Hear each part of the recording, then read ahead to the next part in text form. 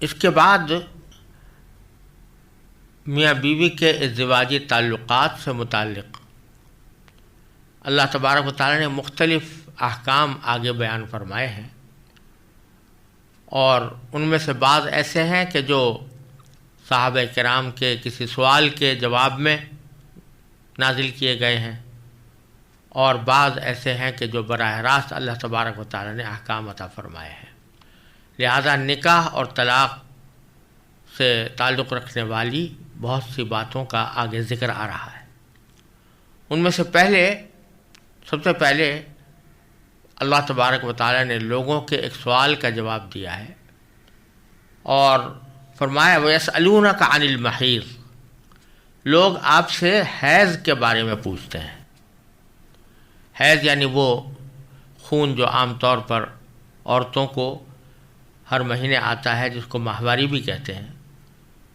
اس کے بارے میں لوگ پوچھتے ہیں۔ قُلْ هُوَ أَذًى، تو آپ کہہ دیجئے کہ وہ ایک گندگی ہے۔ کیونکہ گندگی ہے فَاعْتَزِلُوا النِّسَاءَ فِي الْمَحِيضِ، لہذا حیض کی حالت میں عورتوں سے الگ رہو۔ الگ رہنے کے معنی جیسا کہ نبی کریم صلی اللہ علیہ وسلم نے اس کی تشریح فرمائی، یہ ہے کہ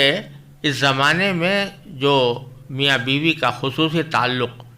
جنسی ہوتا ہے وہ قائم کرنا اس حیض کی حالت میں جائز نہیں ہے، اور مردوں کے ذمہ یہ فرض ہے کہ وہ ایسی صورت میں خواتین سے جو حالت حیض میں ہوں اپنی بیویوں سے وہ جماع نہ کریں، اور یہی مقصد ہے کہ ان سے الگ رہو۔ پھر فرمایا کہ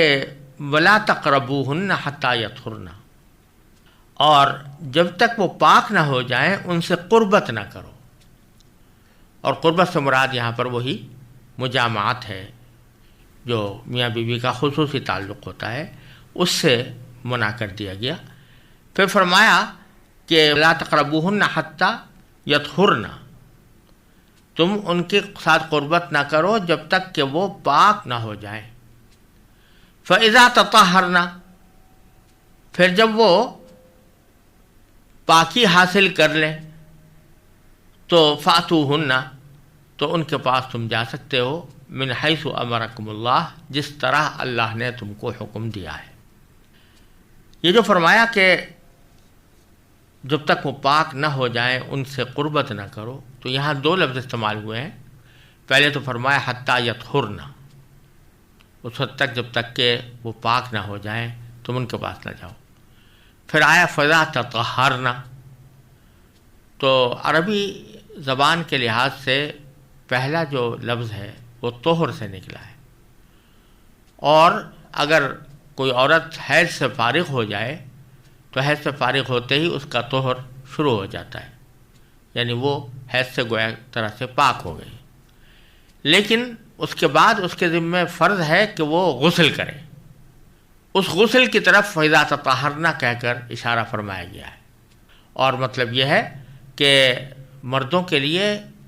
جب تک کہ وہ پاک نہیں ہو جاتی اس وقت تک ان سے قربت، اس طرح کی قربت مجامعات جائز نہیں ہے، لیکن جب وہ پاک ہو جائیں تو پاک ہونا ہی کافی نہیں ہے، یعنی حیض کا بند ہو جانا ہی کافی نہیں ہے، بلکہ پھر جب خواتین نہا دھو کر تطہر حاصل کر لیں، پاکیزگی حاصل کر لیں، پھر ان کے ساتھ اس طرح کی قربت جائز ہو جاتی ہے۔ یہاں دو باتیں مزید سمجھنے کی ہیں۔ ایک بات تو یہ کہ یہاں پر اللہ تبارک و تعالیٰ نے صاف فرما دیا کہ فَأْتُوهُنَّ مِنْ حَيْثُ أَمَرَكُمُ اللَّهُ، پھر تم ان کے پاس جاؤ جیسا کہ اللہ نے تم کو حکم دیا ہے،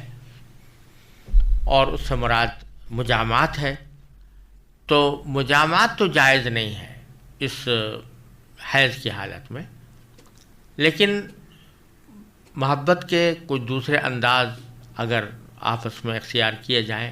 بوس و کنار وغیرہ کے، تو اس کی اجازت ہے۔ البتہ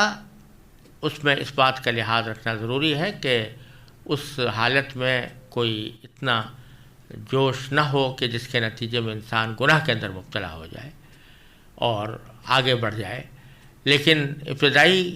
جو پیار محبت کے انداز ہوتے ہیں ان کو اختیار کرنے میں ان حالت میں بھی کوئی مذائقہ نہیں ہے۔ دوسری بات یہ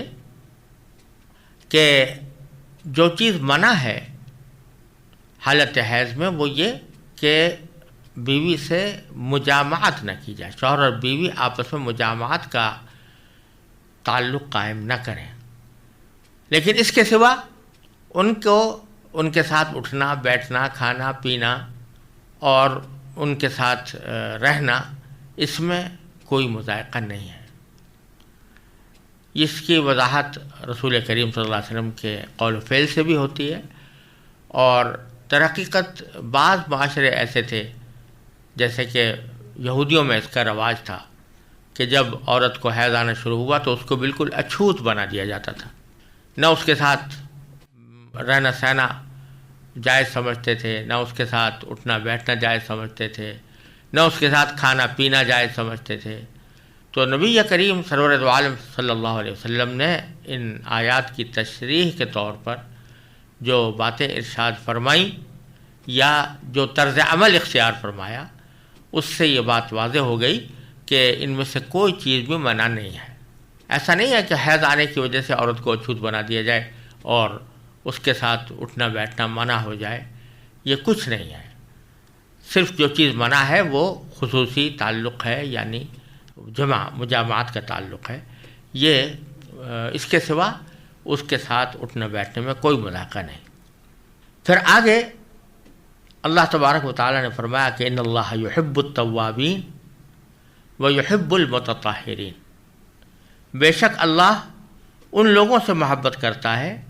جو اس کی طرف کثرت سے رجوع کریں۔ یحب التوابین، توابین جمع ہے تواب کی، اور تواب کے لغوی معنی یہ ہے کہ رجوع کرنے والے، یعنی اللہ تعالیٰ کی طرف رجوع کرنے والے، بہت کثرت سے رجوع کرنے والے، اور اس کو یہ بھی کہہ سکتے ہیں کہ کثرت سے اللہ تعالیٰ کی سے توبہ مانگنے والے۔ توبہ بھی چونکہ اللہ تعالیٰ کے رجوع کا ایک طریقہ ہے، تو اس واسطے توبہ گناہوں کی مغفرت مانگنے کے لیے اور اپنے اعمال کی اصلاح کے لیے جو توبہ انسان کرتا ہے وہ بھی توبہ کے معنی میں داخل ہے، اور تواب اس شخص کو کہا جائے گا جو کثرت کے ساتھ توبہ کرتا ہو، اور متطہرین وہ لوگ کہ جو پاکی حاصل کرنے والے ہیں اور خوب پاک صاف رہتے ہیں، ان سے اللہ تعالیٰ محبت کرتا ہے۔ تو اس میں دو باتیں فرما دی گئیں کہ جب تک یہ حکم تمہیں معلوم نہیں تھا، ہو سکتا ہے تم سے کوئی غلطی ہوئی ہو، تو اس غلطی کا خمیازہ یا اس غلطی کا کفارہ یہ ہونا چاہیے کہ تم اللہ تعالیٰ کی طرف رجوع کر کے اس سے توبہ مانگ لو اور معافی مانگ لو اور توبہ کر لو کہ آئندہ میں اس غلطی کا ارتکاب نہیں کروں گا، اور پھر آئندہ کے لیے اپنا طرز عمل وہی اختیار کرو جو قرآن کریم نے بیان فرمایا ہے اور جو پاکیزگی کا تقاضا ہے، اور تم ایسا کرو گے تو تم متطہرین میں یعنی پاک صاف ہونے والوں میں شامل ہو جاؤ گے۔ اس کے بعد اللہ تبارک و تعالیٰ نے ایک اصولی ہدایت کے طور پر بڑی بلیغ اور لطیف بات ارشاد فرمائی ہے، جو مرد عورت کے باہمی ازدواجی تعلقات کے بارے میں متعدد پہلوؤں سے بڑی عظیم رہنمائی کرتی ہے۔ فرمایا کہ نساؤکم حرث لکم، تمہاری بیویاں تمہارے لیے کھیتیاں ہیں، فاتوا حرثکم انا شئتم، لہذا اپنی کھیتی میں جہاں سے چاہو جاؤ، وقدموا لانفسکم، اور اپنے لیے اچھے عمل آگے بھیجو، اور واتقوا اللہ، اللہ تعالیٰ سے ڈرتے رہو، وَاعْلَمُوا، اور یہ جان رکھو کہ انکم ملاقوہ، تم اس سے جا کر ملنے والے ہو، وبشر المؤمنین، اور مومنوں کو خوشخبری سنا دو۔ اس آیت کریمہ میں اللہ تبارک و تعالیٰ نے انسان کے لیے اس کی بیوی کو اس کے لیے ایک کھیتی سے تشبیہ دی ہے، اور یہ بڑی بلیغ اور لطیف تشبیہ ہے کہ انسان کے لیے اس کی بیوی ایک کھیتی سے مشابہت رکھتی ہے۔ مشابہت رکھنے کے بہت سے پہلو ہیں، ذرا سا غور فرمائیے کہ ایک کاشتکار کی ساری کائنات اس کی کھیتی ہوتی ہے اور اسی کی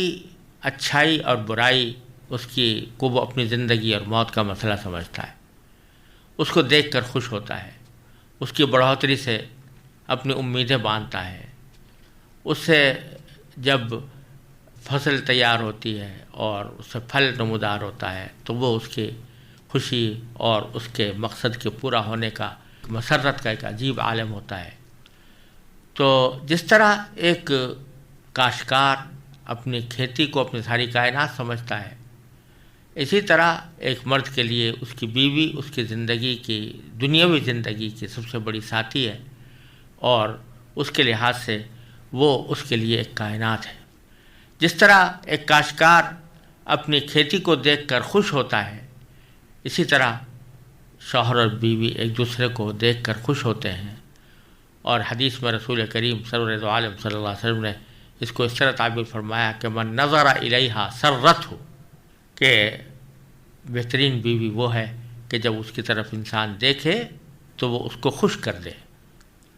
تو جس طرح انسان اپنی کھیتی کو دیکھ کر خوش ہوتا ہے، اسی طریقے سے اپنی بیوی کو دیکھ کر خوش ہو۔ اسی طرح ایک کاشتکار اپنی کھیتی کی نگہداشت، اس کی حفاظت اور اس کی دیکھ بھال کا فریضہ بھی انجام دیتا ہے، اس کو اپنی زندگی کا ایک بہت بڑا سرمایہ سمجھ کر اس کی حفاظت کرتا ہے، اس کی نگہداشت کرتا ہے، تھوڑے تھوڑے وقفے سے اس کا جائزہ لیتا رہتا ہے۔ تو اسی طریقے سے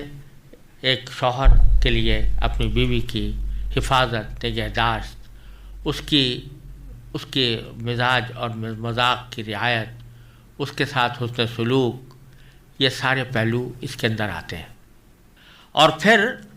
ایک عظیم پہلو اس میں اللہ تبارک و تعالیٰ نے یہ بیان فرمایا ہے کہ میاں بیوی کا آپس میں جو جنسی تعلق ہوتا ہے وہ صرف محض مزہ لینے اور لذت حاصل کرنے کی حد تک محدود نہ ہونا چاہیے، بلکہ اس تعلق کو اللہ تبارک و تعالیٰ نے ایک بڑے مقصد کے لیے پیدا کیا ہے اور اسی بڑے مقصد کی خاطر انسان کو اس میں لذت فراہم کی ہے۔ اور وہ بڑا مقصد یہ ہے کہ اس کے ذریعے انسانی نسل کی بڑھوتری ہو۔ لہٰذا جب تم اپنی بیویوں کے ساتھ اپنے سرور اور عیش کے ماحول میں داخل ہو تو یہ سمجھ لینا چاہیے کہ یہ صرف لذت لینے کا مقصد نہیں ہے، بلکہ اس سے انسانی نسل کی بڑھوتری بھی مقصود ہے۔ اور اس لحاظ سے بیوی کو کھیتی سے تشبیہ دی گئی ہے کہ جس طرح انسان کھیتی کے اندر بیج ڈالتا ہے اور اس بیج کے ذریعے پھر پھل نمودار ہوتا ہے، اسی طریقے سے بیوی اور میاں کے تعلق کے درمیان جو آبیاری ہوتی ہے اس سے مقصود انسانی نسل کی افزائش ہے اور اس سے اولاد مقصود ہونی چاہیے۔ تو یہ ایک اہم پہلو بھی اللہ تبارک و تعالیٰ نے بیان فرما دیا کہ تم جب اپنی بیویوں سے فائدہ اٹھاؤ یا میاں بیوی آپس میں ایک دوسرے سے لذت حاصل کریں تو ان کا مقصد محض لذت حاصل کر لینا ہی نہ ہونا چاہیے تھا، بلکہ وہ نسل انسانی کی بڑھوتری کے لیے کام آنا چاہیے۔ پھر آگے فرمایا فَأْتُوا حَرْثَكُمْ أَنَّىٰ شِئْتُمْ، یہاں پر بھی بڑی بلیغ تعبیر اختیار فرمائی گئی ہے۔ اللہ تبارک و تعالیٰ ایک طرف انسان کو یہ بتلانا چاہتے ہیں کہ اس کا اور اس کی بیوی کا جو پرائیویٹ تعلق ہے، اس کی نجی زندگی کے اندر جو آپس میں وہ ایک دوسرے کے ساتھ محبت اور پیار کا معاملہ کرتے ہیں، اس میں کسی دوسرے کو دخل اندازی کا نہ اختیار ہے اور نہ اس کا کوئی موقع ہے، بلکہ اس میں وہ پوری طرح آزاد ہیں، اور اس آزادی کے اندر وہ جو طریقہ بھی اختیار کرنا چاہیں اپنے اظہار محبت کا، ایک طرف ان کو اس کی آزادی دینا مقصود ہے، لیکن ساتھ ہی دوسری طرف اس پہلو کی طرف بھی متوجہ کرنا ہے کہ جو ہم نے ابھی تم سے کہا تمہاری عورتیں تمہارے لیے کھیتی ہیں، تو اور تمہارے جنسی تعلقات کا اصل مقصد نسل انسانی کی بڑھوتری ہے، اس بنیادی مقصد کو تمہیں کبھی فراموش نہ کرنا چاہیے۔ ایک طرف تمہیں آزادی ہے کہ تم میاں بیوی آپس میں ایک دوسرے سے لذت حاصل کرنے کے لیے ایک دوسرے کے ساتھ پیار محبت کا جو طریقہ بھی اختیار کرنا چاہیں اس کے اوپر کوئی روک ٹوک تمہیں نہیں کی جا رہی، وہ آپ جس طرح چاہو اپنی لذت کو حاصل کرو اور ایک دوسرے سے سرور حاصل کرو، لیکن یہ بنیادی بات ہمیشہ پیش نظر رہنا چاہیے کہ جاؤ اسی جگہ جہاں سے جو کھیتی کا مقصد ہے وہ حاصل ہو سکتا ہو، یعنی اولاد حاصل ہو سکتی ہو، لہذا کوئی ایسا طریقہ اختیار کرنا جس پر کھیتی والی بات صادق نہ آتی ہو تو یہ تمہارے لیے حرام ہے، یہ جائز نہیں ہے۔ البتہ اس جگہ کا احترام کرتے ہوئے اور اس جگہ کی حرمت کو برقرار رکھتے ہوئے اگر تم جو طریقہ بھی اختیار کرو وہ تمہارے لیے جائز ہے۔ یہ معنی ہے کہ فَأْتُوهُنَّ فَأْتُوا حَرْثَكُمْ أَنَّا شِئْتُمْ، تم اپنی کھیتی میں جاؤ جہاں سے چاہو۔ جہاں سے چاہو کے معنی یہ کہ جو راستہ چاہو اختیار کر سکتے ہو اس کھیتی تک جانے، لیکن جانا کھیتی ہی میں ہے، جانا اسی جگہ پر ہے جہاں سے پیداوار ہو سکتی ہے، اور کوئی جو ایسی جگہ ہو جہاں سے پیداوار نہیں ہو سکتی وہاں پر جانا تمہارے لیے جائز نہیں، کیونکہ وہ کھیتی نہیں ہے۔ اور پھر فرمایا وَقَدِّمُوا لِأَنفُسِكُمْ، اور اپنے لیے کچھ آگے بھیجو۔ لفظوں میں تو اجمال ہے کہ اپنے لیے کچھ آگے بھیجو۔ کیا بھیجو؟ اس کی تفسیر یہ بھی ہو سکتی ہے اور کی گئی ہے کہ اچھے عمل آگے بھیجو۔ یہ بھی ہو سکتی ہے کہ اسی بات کی تاکید کرنا مقصود ہے کہ جب تم میاں بیوی آپس میں ایک دوسرے سے لذت اٹھا رہے ہو تو اپنے لیے آگے بھیجو، یعنی ایسا سامان جس سے تمہارے پاس اولاد ہو، اس اولاد کی تربیت تم کر سکو، اچھی طریقے سے ان کو سنوار سکو، اور اس کے نتیجے میں وہ تمہارے لیے صدقہ جاریہ ثابت ہوں۔ یہ مفہوم بھی اس کا بیان فرمایا گیا ہے، اور بعض مفسرین نے اس کی تفسیر یہ بھی کی ہے کہ چونکہ میاں بیوی کے باہمی تعلقات کا ذکر ہو رہا ہے تو مطلب یہ ہے کہ صرف جماع ہی مقصود نہیں ہے، بلکہ جماع سے پہلے جو اس کے مقدمات ہوتے ہیں ان کی طرف اشارہ ہے کہ تم ان مقدمات کو بھی انجام دو جیسے کہ وہ سکنار ہوتے ہیں۔ بعض حضرات نے اس کی یہ تفسیر بھی کی ہے، لیکن زیادہ واضح تفسیر یہ ہے کہ اس کو عام رکھا جائے کہ اپنے لیے تم اچھے عمل آگے بھیجو۔ انہی اچھے اعمال میں سے یہ بھی ہے کہ تمہاری اولاد پیدا ہو، تم اس کی تربیت کرو، تم وہ اچھی اولاد ثابت ہو، تمہارے لیے صدقہ جاریہ اور ذخیرہ آخرت بنے۔ واتقوا اللہ، اور اللہ سے ڈرو۔ یہ اللہ تعالیٰ کا خاص اسلوب ہے کہ جب